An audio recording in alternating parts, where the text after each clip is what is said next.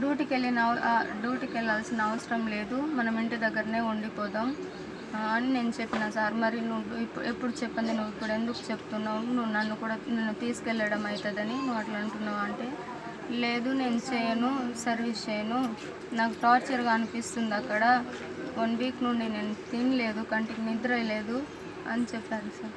తీసుకున్నాడు. నాది gall బ్లాడర్లో stones అయితే మేము అక్కడ రిపోర్ట్ చేసినాం. లీవ్ ఇవ్వండి సార్, ఫ్యామిలీకి బాగలేదు, హెల్త్ బాగలేదు, లీవ్ ఇవ్వండి, నేను కొంచెం తనకు సర్జరీ అయిపోయాక తిరిగి వస్తా అని చెప్పిండు సార్. అయితే 15 days లీవ్ ఇచ్చిలే, ఎక్స్ట్రా అంటే 30 days ఇవ్వమంటే ఇవ్వలేదు. 15 days లీవ్ ఇచ్చిళ్ళు, అది అయిపోయి అది 28కి అడ్మిట్ అవ్వాల్సింది, అది క్యాన్సిల్ అయిపోయింది. మళ్ళీ July 10కి 14 ఉందిరా, ఓటీ నడుస్తుంది, ఇప్పుడు లేదంటే 10 days గడిచిపోయినాయి. 5 daysలో మేము మళ్ళీ 11/6కి తన రిపోర్టింగ్ అయితే నాతోటి వెళ్తా, నేను మళ్ళీ మండే కల్లా లీవ్ ఎక్స్టెండ్ చేసుకొని వస్తా, లేకుంటే ఐ కార్డ్ ఇచ్చేసి నేను మళ్ళీ వచ్చేస్తా అన్నాను సార్.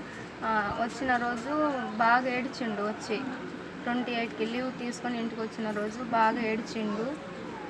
ఏమైంది అంటే చాలాసేపు ఏడ్చిన తర్వాత అన్నాడు, నేను డ్యూటీకి వెళ్ళలేను, నేను ఇంటి దగ్గరనే ఉండిపోతా, నేను సర్వీస్ చేయను అంటే. 10కి సర్జరీ అయిపోయింది, 11కి రిపోర్ట్ ఉండే తనకి.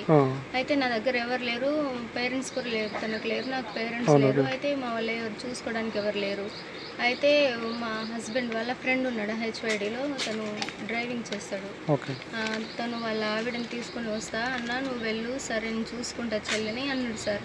అంటే సరే అంటే వాళ్ళు బయటికి వెళ్ళిన వాళ్ళు కొంచెం లేట్ అయింది, రాలేదు, నీ దగ్గర ఎవరు లేరు కదా, మళ్ళీ నేను రేపు ఈవినింగ్ 6కి వెళ్ళిపోతా, ఫ్లైట్కి 6కి అనలేదు సార్, ఆ రోజు ఫ్లైట్కి వెళ్ళిపోతా, ఏ టైంకి ఉంటే ఆ టైంకి వెళ్ళిపోతా, నేను వెళ్ళి కంపల్సరీ రిపోర్ట్ చేయాలి అన్నారు సార్.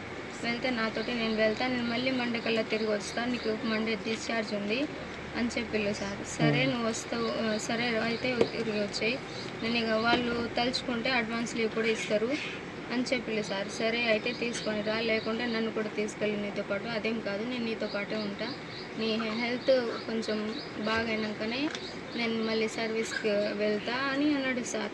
ఫస్ట్ అయితే నేను వెళ్ళను, అక్కడ నాకు టార్చర్గా ఉంది అని అంటున్నాడు. బయలుదేరిన అతను మళ్ళీ నేను 5 to 6 మధ్యలో ఒకసారి కాల్ చేస్తే, నేను ఫస్ట్ నాకు అది రాజీవ్ గాంధీ ఎయిర్పోర్ట్ బోర్డు పెట్టింది సార్, అది ఉంటుంది కదా, బోర్డు రాసి పెట్టుంది కదా, ఆ ఫోటో పెడితే వెళ్తున్నాడని నేను అనుకున్నా. మళ్ళీ నేను కాల్ చేస్తే అది తీయలేదు. తర్వాత మళ్ళీ నార్మల్ కాల్లో వీడియో కాల్ మాట్లాడి, నేను వెళ్తున్నా, 20 minutes అయితే చేరుకుంటా, నువ్వేం బాధపడుకో, నేను అక్కడ కౌంటర్కి వెళ్ళి అక్కడికప్పుడు టికెట్ తీసుకొని నేను ఫ్లైట్ ఎక్కముందు నీకు ఫోన్ చేస్తా అన్నాడు సార్.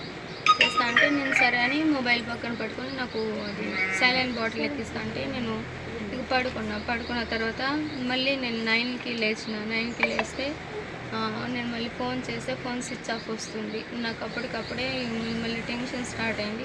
మళ్ళీ ఏమైంది, ఫోన్ ఎందుకు స్విచ్ ఆఫ్ అయిందో అని మా అన్నయ్య వాళ్ళకు చేస్తే, అట్లా ఫోనే స్విచ్ ఆఫ్ వస్తుంది చెల్లి, లేదురా అని అన్నాడు.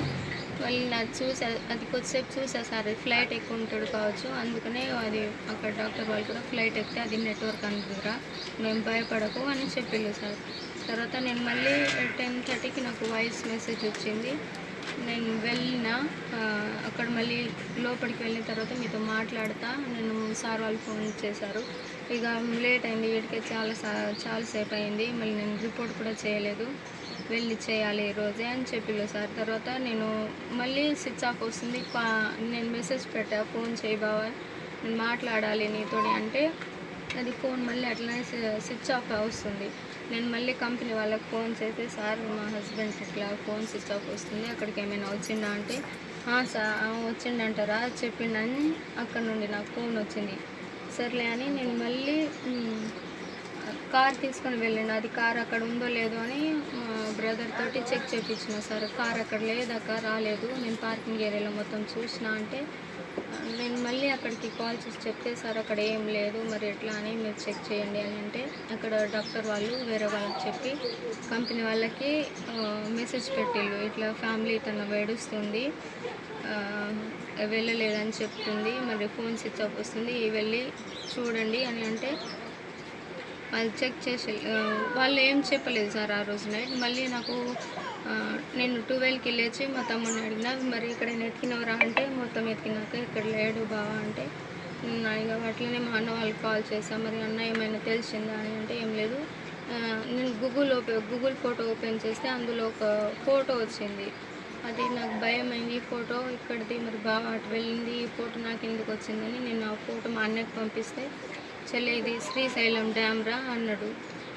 డ్యామ్ అని అంటే, అన్న నాకు భయం అవుతుంది, టెన్షన్ అవుతుంది, మరి ఈ ఫోటో ఎందుకు పెట్టింది, బావ ఎయిర్పోర్ట్కి వెళ్ళింది అని నేను చెప్పిన సార్. అయితే నువ్వు కంగారు పడకు, మళ్ళీ స్టిచెస్ అయిపోయి వస్తే నువ్వు కూర్చొని టెన్షన్ ఏం తీసుకోకు, గాబరైపోకు, నువ్వు ఒక్కదానివే ఉన్నావు అక్కడ అని మా అన్నయ్య వాళ్ళు నాకు చెప్పిళ్ళు సార్. వాళ్ళు అక్కడికి అది సెర్చ్ చేస్తున్నారు, ఫోన్ వాళ్ళు ట్రై చేస్తున్నారు, ఆ ఫోన్ కలవటం లేదు.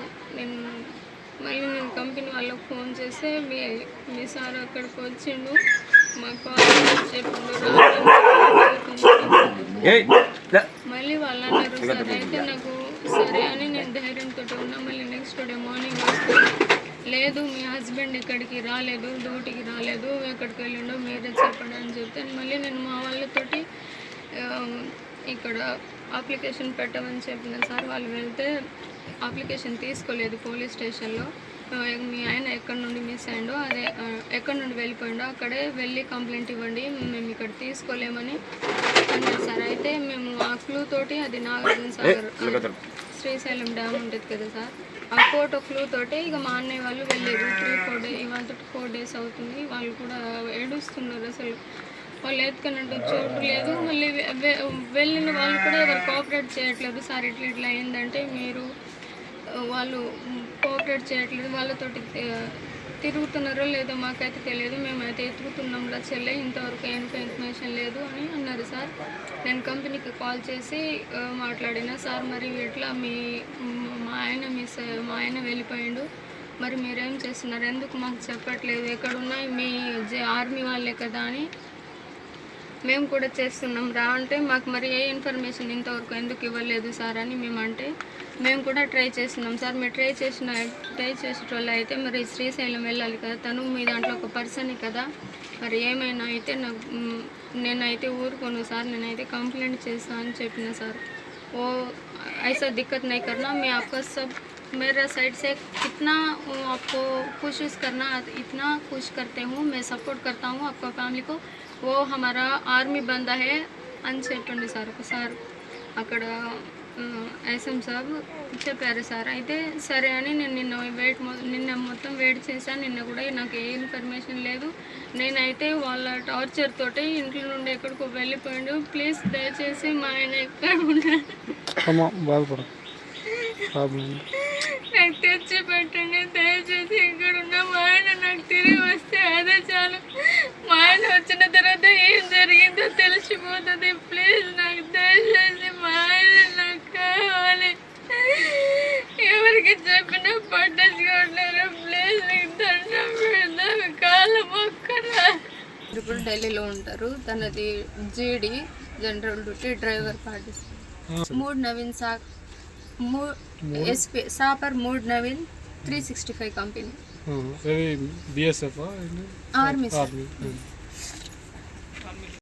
आपको कोशिश करना, इतना खुश करते हूँ, मैं सपोर्ट करता हूँ आपका फ्యామిలీ को, वो हमारा ఆర్మీ బందా है అని చెప్పండి సార్ ఒకసారి.